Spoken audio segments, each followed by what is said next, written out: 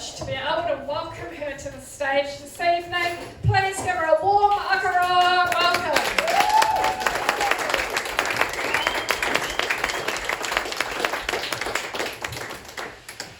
Yeah, I think that's good.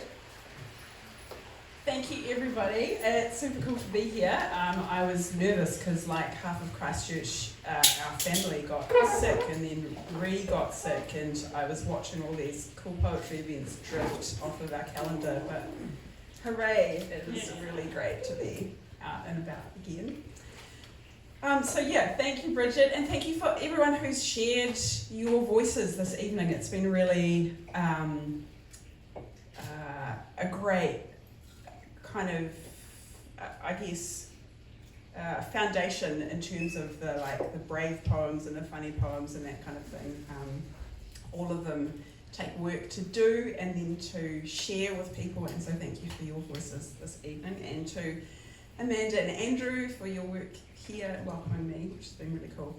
Now, Bridget said at the start, to sort of wait until in between poets to dash to the loo. Don't feel like you need to wait till the end of my 30-minute set. If you need to go, maybe wait until in between poems, but I don't really mind. Just make yourselves comfortable is the main thing.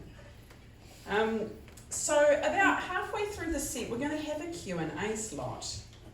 People don't do Q&A slots in poetry sets, so we'll see how it goes, but I'm just mentioning it now because you can start thinking about questions. And if no one has questions, then we'll just keep going and have maybe a bonus poem. But yes, the questions can be poetry related or pretty much anything other than politics or rugby. I don't have much intelligent stuff to say about rugby, so So we're going to start off with a sonnet, because I know some people are like, poetry should have structure and rhyme, and that's cool.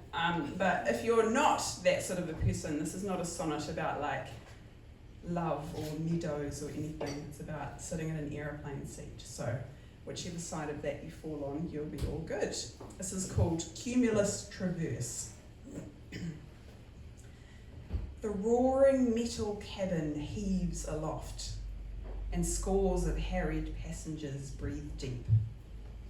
Blue seats against their hard-pressed heads are soft. The travelling logistics toll is steep. The clouds through which our voyages ascend, our art has long depicted flat as mists. Aloof, remote, not ours to comprehend, from preschool blobs to painters' curls and wisps. But those whose heads can turn now and let go see billowed column plumes of white and grey. Vast surfaces, now tall, now plunging low, their vapour over bellies on display. Frail bodies through gas bodies then are hurled to cirros circumnavigate the world.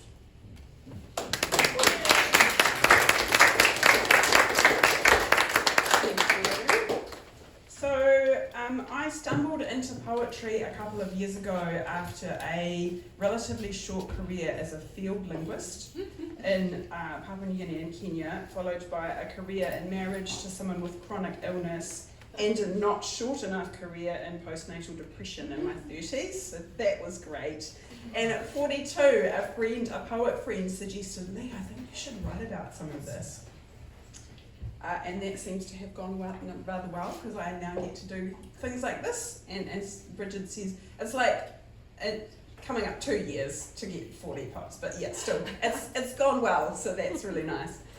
And I was on a writing course with Bridget last year, and this next piece was our first homework assignment. It didn't come out like this at the start of last year, but this is where it arose from. And it's called How to Be a Field Linguist. Study for years. Research, transport, insurance, medical, visas, weather for months. Receive going away gifts, like stuffed toy versions of your national icon. Waterproof notebooks. Pens that can write in space. Judge other expats on the plane pierced men in shorts, women whose hair and thighs aren't tucked away, clearly learned less local etiquette for their 2-week holiday than you did for your 2-year assignment. Encounter city stint dissonance. You prepped for fire lighting, stream bathing, malaria prophylaxis, phonemes, syllable boundaries, minimal pairs, but not for fraudsters, uncovered skin boils and mortifying potholes. Travel to your village. 6-seater plane, 8-seater, 15-seated van, back of truck. Now we're talking. Be heartily received. Discover boils walking past in the village too. Find you love super sweet milky tea. Learn how dental deficits, chicken noise and dictaphone flies skew your data. Lament hard pencils on limp paper, soft pencils on high-use paper beneath sunscreened, deeted arms. Mouldy, line-faded clothes, lice, ants. Wrestle antipassives, allophones, aspect, adjectives, absolutives, all so clear in textbooks and whiteboards 4 flights from here. Regret regifting the toy. Wish the space pen was a thermometer. Find you dislike this tea until it dawns that your neighbours have saved your skin, assignment, life 12 times. Stammer like the preschooler that you are. Thank you. You are so good and clever and slow with me. Have another cup of tea together.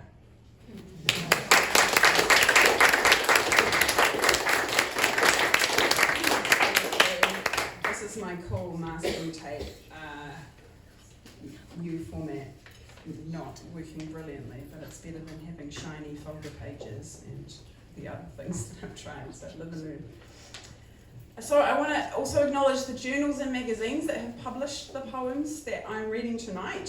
So Amsterdam Quarterly, yay, and other poems, other journals, so Bound By, the Fib Review, which is Fibonacci poetry, which is a thing, Gypsophilia, Ionosphere, London Grip, Stone Poetry Quarterly, and 2 Aotearoa New Zealand journals, Tarot and Quick Brown Dog, which is down there. So continuing with the language nerdery theme, this next one uses a high ratio of bilabial consonants, which is consonants made with 2 lips, and phonetically low vowel sounds to give it a link to the sound of a baby crying. Yes, nerds flowing out of me at this point. So one of the tricks with page poetry read at a mic is that sometimes you get words that look clearly different on the page that sound the same. So if I say the word wall, it sounds like building wall, but it's the like WHORL. Can anyone tell us? So that's the like fingerprinty, distinctive, yeah. So it sounds the same, so it looks fine on the page, but so when you hear me say wall, it's not that wall, it's the thumbprint one. So,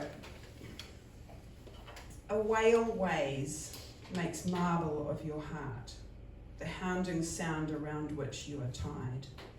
Wage wordless war to wash unwanted hopes. No mortal ear will hear your wall described. Those waves of waking whimpers wipe you out. Your mask is mashed, your mental mast kidnapped. You wade in wax, a mangled marsh of risk. The world a mottled maze, no mapping app. You wander, wrangle, watch, a mathless blur. Imagine magic wand, remote control. The waiting morphs your marrow into rock. What weighs a whale marks a mother's soul.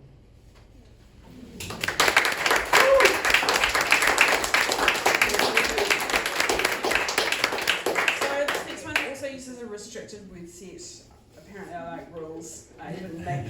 for myself. So this time it's using a year one spelling list. So one of my projects has been trying to find poems that sound authentically to be in a child's voice. And so this is just one of the ways that I've tried getting at that. So I like to use these ones in primary schools and high schools as well, because they help kids and adults get the idea that you don't have to have fancy words to say big things. So yay for that kind of message. So this one is called Enough. Is there a bag on me? One with bent one-way walls to hide the days with no winds. I like you to see me when I ride, eat and run well, when I make my bed the way you like it. But the rest as well, when I try, when I play, when I cry and let the kite go bump, let the doll nap, let the ball fall. Wow is fun, but if I am not all bold and pop and tall, you look far at best kids, or at your phone, job, page, taskbar. I like to bask in you, but how can I get you to give me your sun when I am not at the top? Can you look now if I go a bit damp or grey, if my hand is a clump and I jam the game or my page plane gets bent? If I find a red gate, can you come and call it good with me?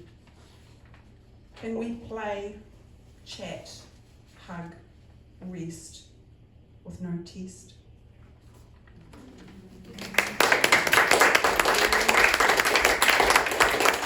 And the last one in this kind of parent-child relationship group is called Screen Swap.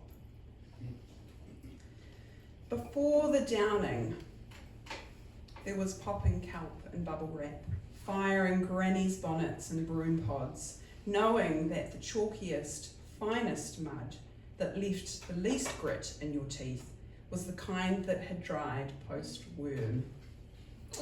Wonder at how the adults sit and talk.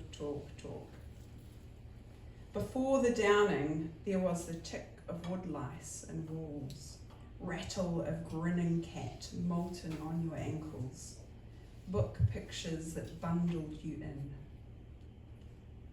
There was your cheek against the space below your mother's neck, like still warm Play-Doh. Before, there were stencils, pencils, kid limbs, tree limbs, stone skims, slaters, uncurling feathery undercarriage. There were small dairy bag trade negotiations, your milk bottles for their gumdrops, a chocolate fish for 2 or 3 jelly beans, depending on the flavour.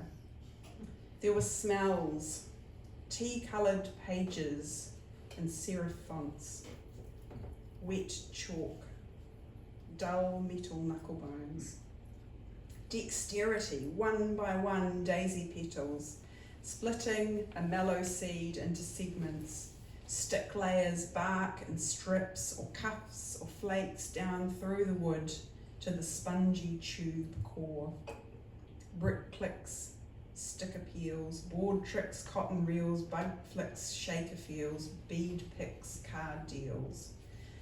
Now we see poreless mushroom faces lit, captivated by slick rectangles. These screens do their own trades, mind's eye for DPI, preschool pixelated for our convenience, primary colours now RGB, but their eyes follow ours. Stooped, device entranced, shiny tablet that we've swallowed whole.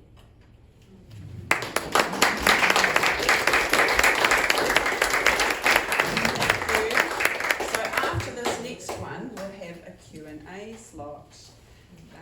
Feel free to space out instead of listening if you're like, I want to ask a question but I have no idea.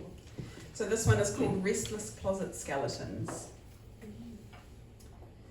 How many closet skeletons are restless? flicking hangers, fidgeting with hinges. The big boned ones over which you've been told you can let it go over my dead body.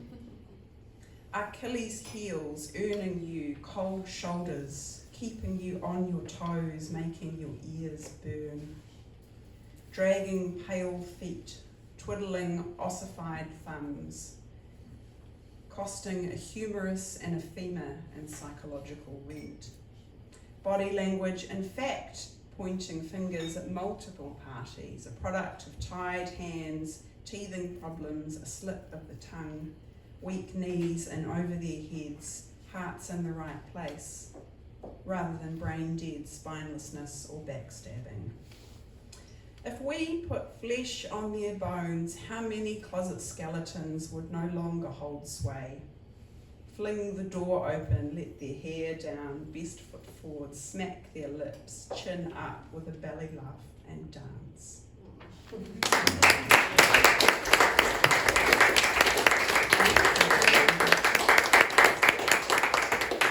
Anybody want to ask a question? What was the previous poem called? Not that last one, the one before. Screen swap. And what was the downing? The idea of that shiny tablet that we've swallowed whole. So the idea of like having swallowed screens, and then also the putting down of all the things that we used to do before we filled out hours of screens. Yeah. Good question. Sorry, I was probably being obtuse. No. It's a fine line. There's times where you write stuff and people are like, oh, it was a bit obvious, and then other times they're like, I have no idea what that means. So yeah, it's a balancing. Yeah. Hi. Just like, excuse me, authors often have writer's block. Mm-hmm. How does that transpose into a concept for you as a poet?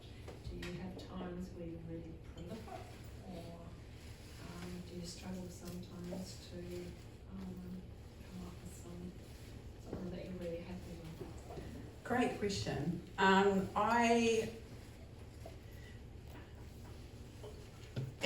At the moment, because I only kind of started properly seriously writing a couple of years ago, the ideas are still like pouring out of me at the moment.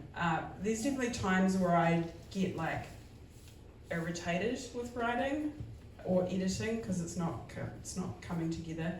But because I do, I'll do like critique swaps with other people, and so I'll read other people's work, and then doing all the submission stuff for journals is, a whole other thing, and entering competitions and things. So there's kind of there's a balance of writing and then sort of writing related things that aren't actually writing at all. So I kind of dip in and out of whatever I'm needing to focus on. So I'm sure I'll get there eventually. It's just not yet.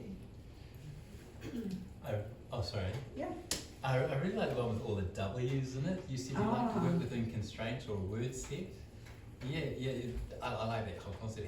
What sort of constraints do you put on yourself? What was the process to get For that particular one, so I was wanting a poem that sounded like a baby crying, because the poem was about the sound of a crying baby. Probably if I read it in the right tone of voice, it would sound more convincingly like that, but then I would be getting triggered, and so I would get all like hot and sweaty and exhausted, and nobody needs that. But just like thinking about, like I did a tiny bit of speech and language therapy as part of my linguistics degree, so like just trying to remember developmentally which sounds come first, and so then just getting a vowel chart and chopping the top front corner off it and being like, okay, just use those. And yeah, just brainstorming lots of words. But thinking from a mindset of a child, sort of, is that what you're saying? Or was thinking more of the structure of the letters? Yeah, so trying to get more, a poem that's full of the sounds that a baby uses when it's crying, because it can't control its tongue very well for speech sounds, so all it can do is have wah, wah, wah, wah. Yeah, and it's quite low vowels as Yeah. well. Can you do one small example of the wow, wow, wow? We just heard a lovely eloquent poem. I think it's safer for everybody if I Okay. don't. Cool. I need to hear it again. One. I feel like I want to hear it again. Oh. I don't know if anyone else is in that neck of the woods. Well, everyone's going to need to politely say yes. What we could do, I nerdily printed some pretend business cards for myself at home. So I'm going to put this, it's recording my set, so I'm going to put it on YouTube. And so if you want, there's cards there and you could watch it online. Okay, thank you. Later, maybe. Good idea. Organ. Okay, should we keep moving? Yeah. Yeah. Okay. So the next poem is one for those who prefer a bit more structure, sound-wise, and I wrote it for a competition in 2023 and got nowhere. That happens sometimes. But then it got published in a journal last month, which was really cool. So it is called History Edited. Those stories, who needs them? They're dark, old, embarrassing. Fresh start. Let's allocate new signs. We'll map this in. Redo, redecorate. May have to amputate. Calibrate pointers for where the road bifurcates. Probing the past is a loaded pursuit. It's better to curate and substitute so they can't find the old track with its small epitaph. But how do we navigate now on this path?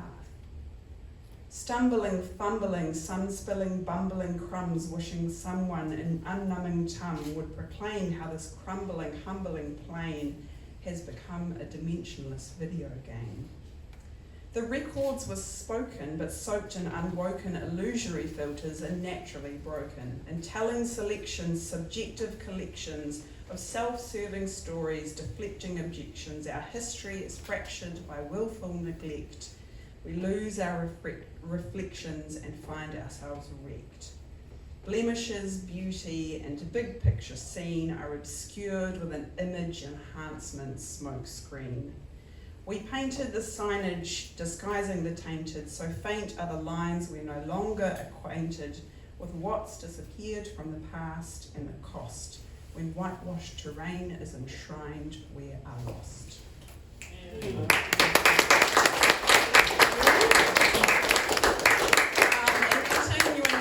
An Aotearoa New Zealand theme. This next poem was inspired by a weekend pruning session. Just so we're all on the same page, can anyone tell us what harakeke is, for those who don't know? Flax. Cool. Botanically, it's not actually flax. You can Google it. It's a lily, but yes, because it was used for fabric making, then people called it flax, even though they're unrelated plants. Just, you're welcome for the nerd level this evening. So this is called Harakeke Bob. Rain status, uterine status, flowering status, actually remembering status, finally align. I am on my knees, knife in hand, head in Harakeke. Karakia, tahi, rua, toru, 45 degrees. A year on from moving in, I have almost erased the convenient scars of the previous owner's flax management. Decapitated children and parents laid to rest, blunt, truncated grandparents relieved of their rain-catching, frayed disgrace. Our ignorance will always encompass most of the knowledge in existence. If no one had told me or I hadn't thought to ask, I'd be trigger-hacky too. Snail, clueless, is in the way, like me, like the harakeke, or the driveway. I tip my hat, skip ahead, step around, circle back later, no more dishonour in these leaves. Harakeke tikanga is slow, patient, courteous, the cosmetic submitting to well-being, tidy deferring to remembrance, closure yielding to honour, and I know I don't yet know the half of it.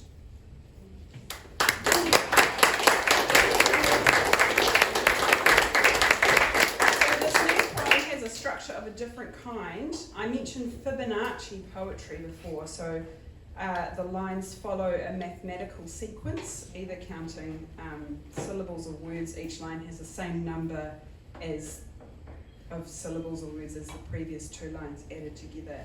And if you do a lot of faffing around, you can also make the lines be the same width on the page, and you get some satisfying. Those are the right noises to be making. Yes, lots of faffing around, but you can get it to be symmetrical for those who enjoy that kind of thing. It's called emotional budgeting.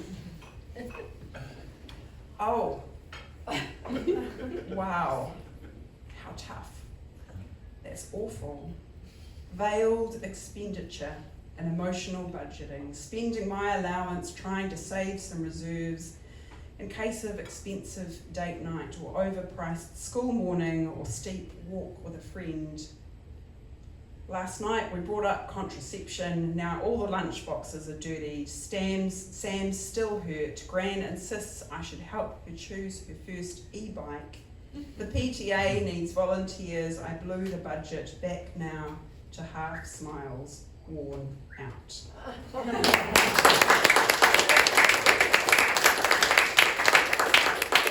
Now this may be my last poem, depending how we're doing for time. I have not. Alright. Go. Last one? Or two? Two? Okay. Yes. Cool. So, awkwardly now, this is called Good Closure. It's not the last one, but we'll just go with it. Good closure is hard to find. Seize it where you can, throwing out jandals that you can not only feel the footpath through, but see it as well. Using the elusive, diligent end of a bar of soap. Scrapping the top that's so full of holes it's now indecent and not in a good way. Retiring a bedhead toothbrush that looks more like electrocution than poised for action. Let your lifetime's unresolved endings and cross wires that sparked wildfires be fractionally, minutely appeased as you sharpen that stump of a pencil for the last time, scapegoat spirals twirling into the bin.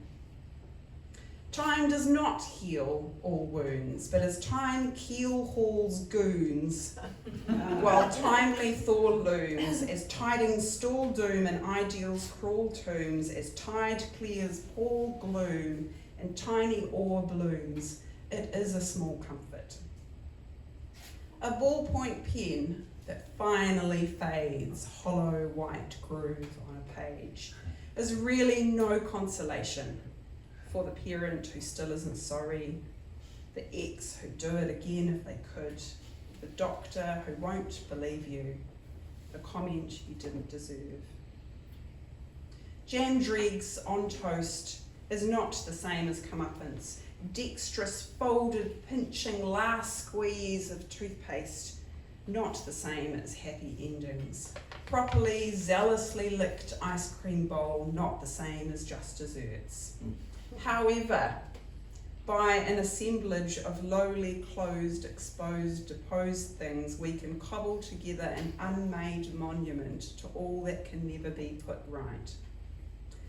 Take your yawning, chin-wagging shoes and really quite dead undies, stuff them into a tapped-out flour bag with a smashed mug that you never really did like, the final page of that notepad, last drips of shampoo for good measure, and unceremoniously bin them in place of the kid who should never have gotten away with that thing in primary school, high school, your last job, or this morning at breakfast.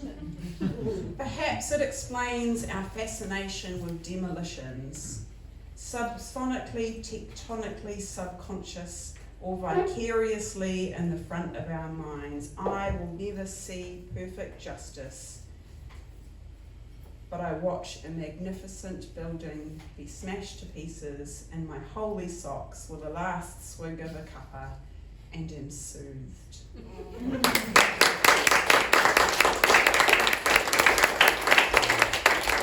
Okay, so my actual last poem now is called I Wasn't Finished, and it's one of the ones I used. It's This has worked out nicely. That's one of the ones from the Slam in 2023. Can you imagine if we all gave each other 3 minutes of attention? Advice free, device free, check out the body on the person next to you free. That's nothing compared to what I went through, free attention. We might not all be poets, but have we got things to say? And yet it is hard. I get that you've been holding on to your angst and grief for ages, and a total stranger who makes conversation about something real or interesting is the cue for you to relieve yourself and leave me dripping in your unfiltered outbursts, soaked in your waste, while you move on, feeling much better for a bit. I get that, but I wasn't finished. And I get that one of my nearest and dearest has an itch, and it's all they can think about, and I'm the post who's always there, where they can scratch on demand and tell a story for the 3rd or 30th time while the whole fence shakes. But I had begun to talk about hopes, dreams, needs, fears, and what lies at the throbbing centre of my spirit, and I wasn't finished. And I know, my darling, that you want to show me the peely bit of your fingernail so that I can trim it for you. I know that I'm only 2D visible to you right now, which is perfectly fitting because you are a child. And how else will you get your needs met? But I was telling you about the way that the sweep of your hair reminds me of your dad, and I wasn't finished. The unending bending of storylines cut short and cross-hatched by half-uttered truncated tangents could compete with a post-quake street map or a frantic fairy lights pile. But we are so used to the shake-ups that make up the upset, uptight, upended state of our statements, the shake-ups that upstage the timid, tentative, trickling process of processing. And when it is your 3 minutes and your story pushes my buttons, which are not your job to mend, so that I am itching to solve your problems in the ways that I can't solve mine, because it stings to see you have or not have what I can't, to devour or crave what I am hungry for, to see you bask in or pine for the imagined remedy to my pale heart. In those moments, I am just the same as the child and the stranger and the inner circle soul who is only imagining that they are listening. True human connection is an everyday hallowed triumph, a victory over our scrambling quest to be on the podium. And I thank you for letting me finish.